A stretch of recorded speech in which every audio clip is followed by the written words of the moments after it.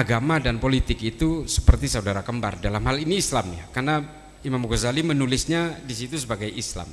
Islam dan politik itu adalah seperti saudara kembar. Artinya kalau saudara kembar itu adalah berjalan seiring sejalan, saling mengawasi, saling menolong, saling membantu, tapi tidak saling menunggangi.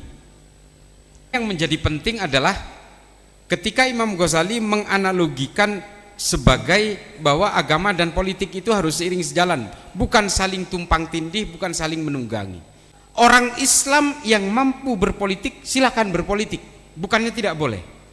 Untuk apa? Untuk mengawal supaya produk-produk politik tidak keluar dari maqasidus syariah.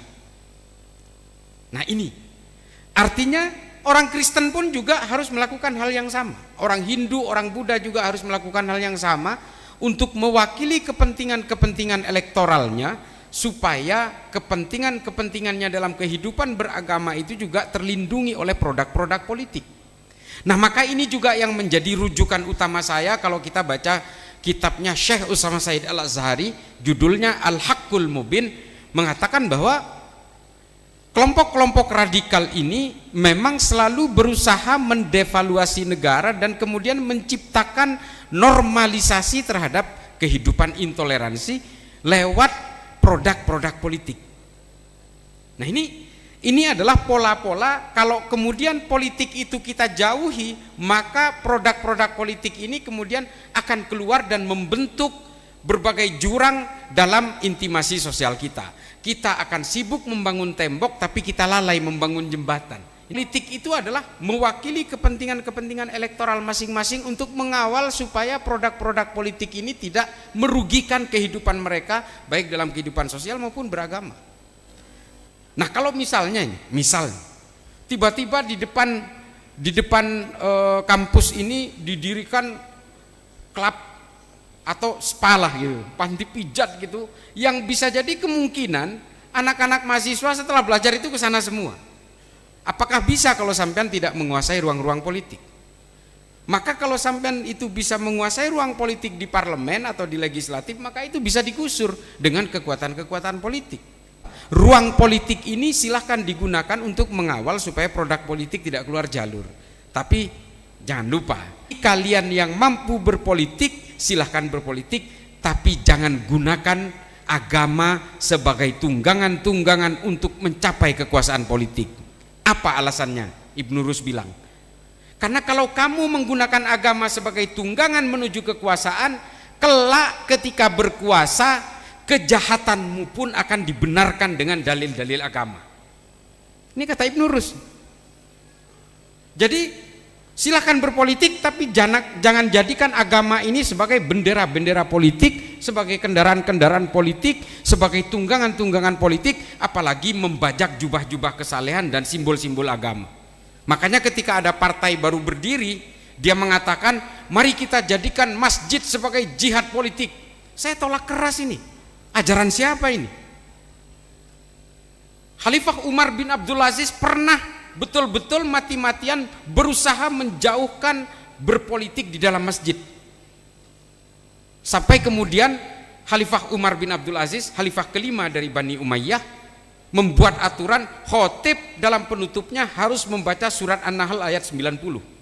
Innallaha ya'muru bil adli wal ihsan wa ita'idzil qurba wa yanha 'anil fahsya'i wal munkari wal baghi ya'idukum la'allakum tadhakkarun. Ini harus dibaca supaya orang tidak berpolitik di masjid.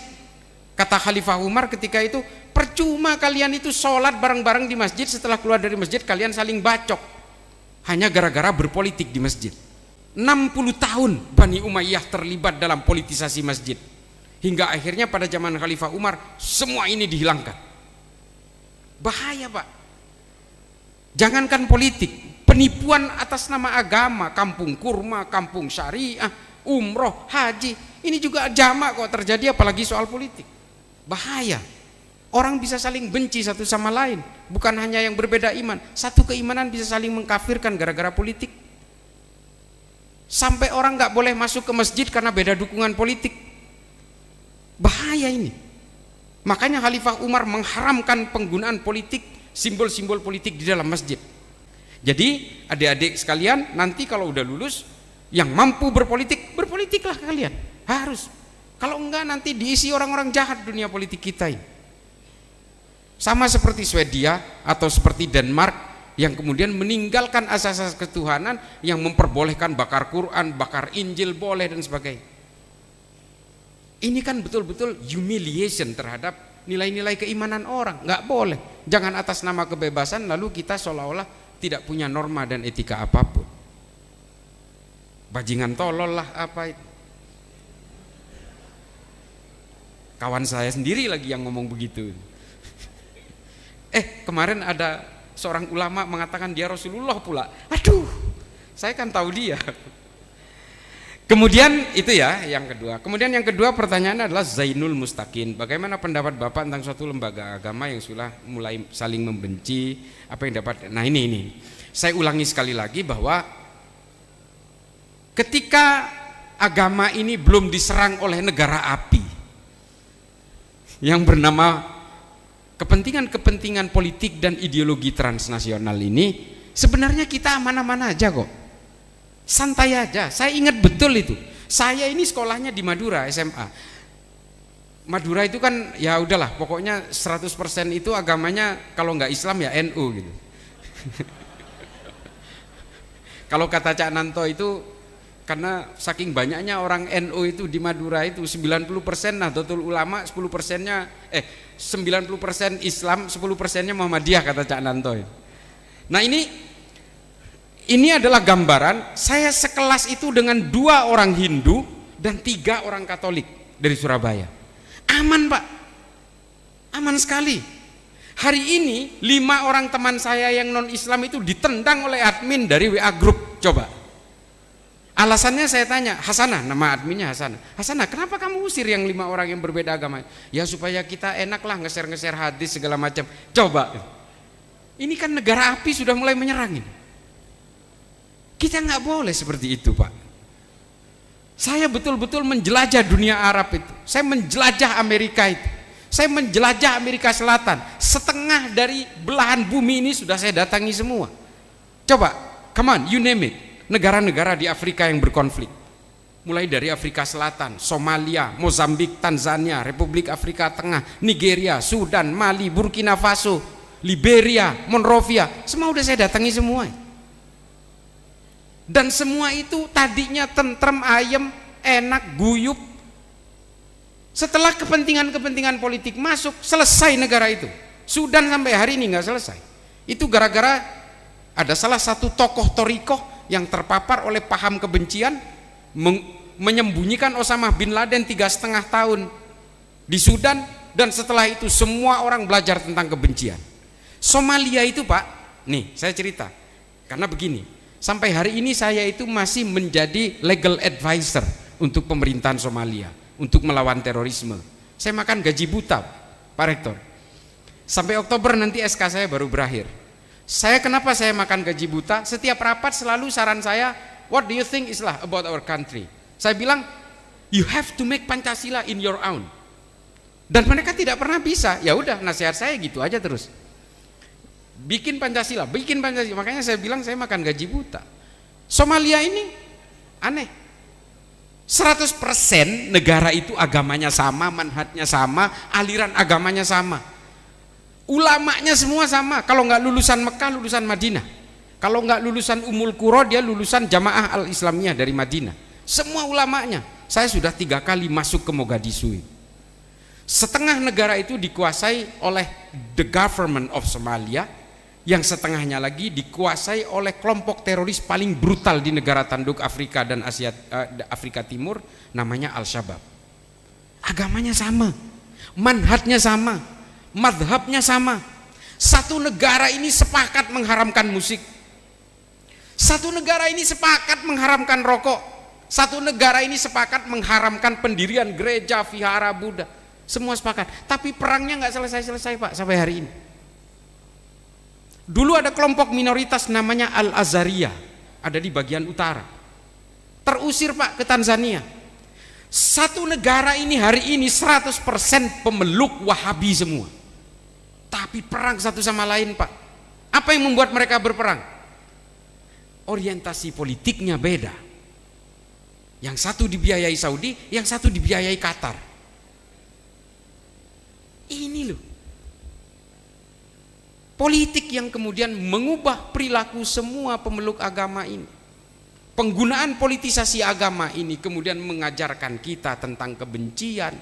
Ulama-ulama lebih sibuk ngurusin politik daripada membawakan kitab-kitabnya Tahrir bin Asyur tentang proses penciptaan bumi yang ditulis dalam Tahrir wa Tanwir untuk melawan pemikiran Hawking, Dawkins. Ulama nggak ada lagi yang sanggup melawan itu. Baik pemuka Kristen, Hindu, Buddha nggak ada lagi. Dan hari ini literatur kita betul-betul dipenuhi oleh dengan sekularisme, liberalisme, ateisme dan seterusnya. Agama makin tergerus, Pak. Di Amerika itu banyak gereja yang tutup. Termasuk kampus saya ini adalah gereja yang tutup karena nggak ada jemaatnya lagi. Yang dijadikan justru sekolah Islam. Saya tidak mau bahas soal Kristen dan Islamnya, tapi bagaimana rumah ibadah kehilangan jemaatnya coba. Karena apa? Karena tergerusnya keimanan orang-orang. Setelah mau mati baru ingat Tuhan. Ini yang terjadi di banyak negara. Dan di Tunis sendiri bahkan ada masjid yang hampir tutup karena kalau Jumatan itu jamaahnya kurang dari quorum. Di sebuah kota kecil namanya Eljan. Karena nggak ada. Kalau Jumatan itu hanya 4-6 orang isinya. Akhirnya ditutup, tidak mengadakan Jumatan, hanya sholat-sholat ketika sholat-sholat biasa 5 waktu. Nah ini semuanya tergerus, Pak. Gerakan-gerakan kita bukan berarti menganggap orang beragama pasti bagus, nggak juga. Orang ateis juga kalau soal moral bagus. Karena ukuran moral itu bukan dari pemeluk agama apa. Bukan karena dia beragama atau tidak. Tapi ukuran moral, nah ini juga ini. Sedikit jawaban yang terakhir tadi. Kalau di dalam pemikiran Immanuel Kant, karena saya Kantian, filsafatnya saya Kantian dan juga saya Ibn Rushd, bahwa moral manusia itu tergantung 3 hal. 1, human nature, bawaan lahir. Semua manusia itu bawaan lahirnya itu bisa bermoral baik atau bermoral jahat. Semua manusia punya potensi itu. Yang kedua adalah God, agama di situ. Semua agama meminta manusia untuk berakhlak baik. Yang ketiga adalah social circumstances, lingkungan sosial yang akan membentuk orang itu menjadi jahat atau menjadi baik. Secara lahir dia jadi orang baik. Secara agama dia diminta untuk jadi orang baik.